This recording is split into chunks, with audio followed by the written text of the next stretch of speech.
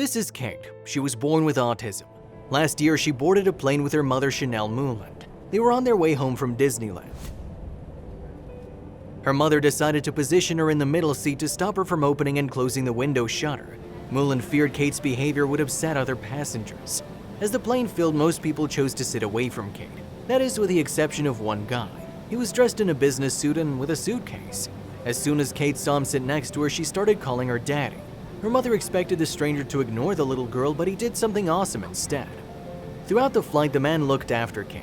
He answered her questions about turtles and let her see his iPad. Because of him, Kate had her most successful flight yet. This prompted Moonland to write a thank you letter to the stranger. It went viral and soon they were able to find out who the kind stranger was. The letter goes, "Dear Daddy, I don't know your name, but Kate called you Daddy for the entire flight last week and you kindly never corrected her. In fact, you didn't even flinch, as you could probably tell that she wasn't confusing her with her own daddy, but instead making a judgment regarding your level of safety for her. If she calls you daddy, then you better believe she thinks you're all right." I sat Kate in the middle seat, knowing full well that there would be a stranger sitting next to her for the duration of this flight. I had to make a quick decision, and based on her obsession with opening and closing the windows shade, I figured she might be less of a distraction if she sat in the middle. I watched the entire Temple basketball team board the plane and wondered if one of these giants might sit by Kate. They all moved towards the back. She would have liked that. She would have made some observations that I would have had to deal with, but she would have liked those players. I watched more grandmotherly women board and hoped for one to take the seat, but they walked on by. For a fleeting moment, I thought we might have a free seat beside us, and then you walked up and sat down with your briefcase and your important documents, and I had a vision of Kate pouring her water all over your multi-million-dollar contracts or house deeds or whatever it was you held. The moment you sat down, Kate started to rub your arm. Your jacket was soft and she liked the feel of it. You smiled at her and she said, "Hi, Daddy, that's my mom." Then she had you. You could have shifted uncomfortably in your seat. You could have ignored her. You could have given me that smile that I despise because it means manage your child, please. You did none of that. You engaged Kate in conversation and you asked her questions about turtles. She could never really answer your questions, but she was so enamored by you that she kept eye contact and joint attention on the items you were asking her about. I watched and smiled. I made a few polite offers to distract her, but you would have none of it. Kate, upon noticing you had an iPad, "Is this Daddy's Paduder?"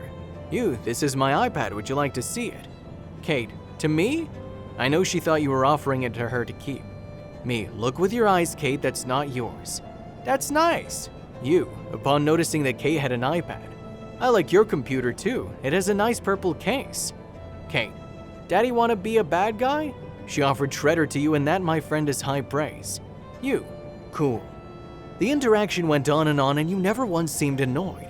She gave you some moments of peace while she played with her Anna and Elsa dolls. Kind of her to save you from playing Barbies, but I bet you wouldn't have minded a bit. I bet you have little girls too.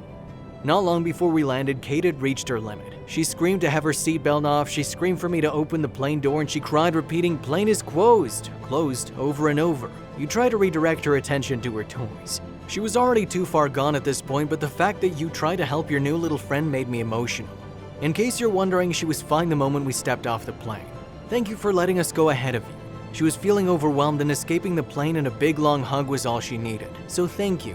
Thank you for not making me repeat those awful apologetic sentences that I say so often in public. Thank you for entertaining Kate so much that she had her most successful plane ride yet.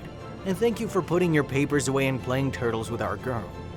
The letter quickly went viral and reached Daddy at 16C the following day. It's been a year now since the flight and they came to know the guy.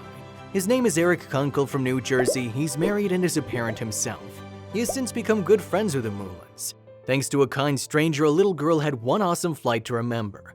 We're blessed to have people like Daddy at 16C.